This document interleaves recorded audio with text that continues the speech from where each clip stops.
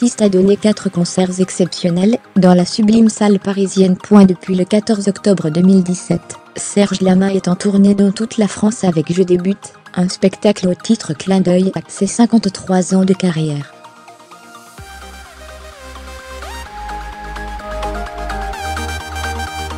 L'artiste interprète ses standards, aimés de tous, ainsi que les chansons de son dernier album, Où sont passés nos rêves, dont une nouvelle édition vient d'être publiée.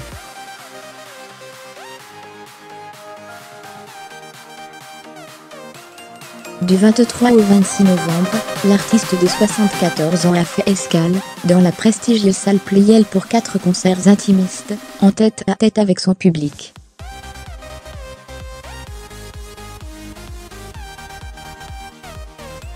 Au cours de ces 4 belles soirées, Serge Lama a reçu en coulisses la visite de ses chers amis, mais également de son fils unique, Frédéric, né en 1981 de ses amours avec Michel Chauvieux, emporté par un AVC en 2016.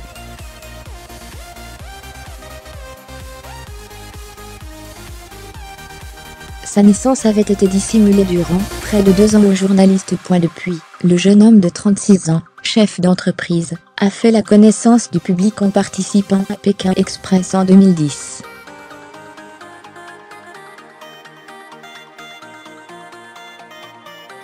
Il a assisté à la représentation du 24 novembre en compagnie notamment du romancier Tonino Bonacista et de Gérard Lenormand.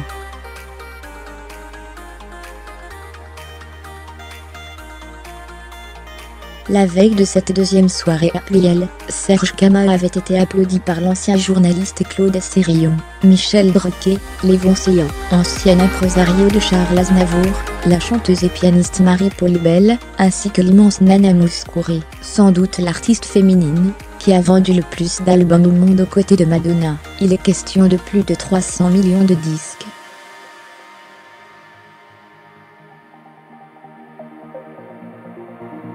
Serge Lama et l'artiste grec s'entendent à merveille. La seconde avait invité le premier à chanter à ses côtés aux marches du Palais sur son album de duo Nana and Friand. Rendez-vous publié en 2011.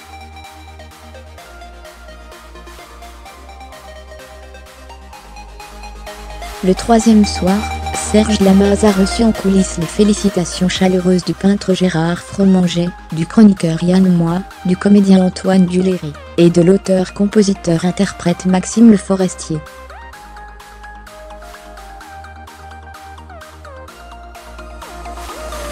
Enfin, pour la nuit du 26 novembre, l'interprète de Sublime, Je suis malade a reçu 2 personnalités bien différentes. D'abord le tréblion et humoriste, que l'on voit dans Quotidien chaque semaine, Jonathan Lambert, mais aussi une autre légende vivante de la chanson française, Charles Aznavour.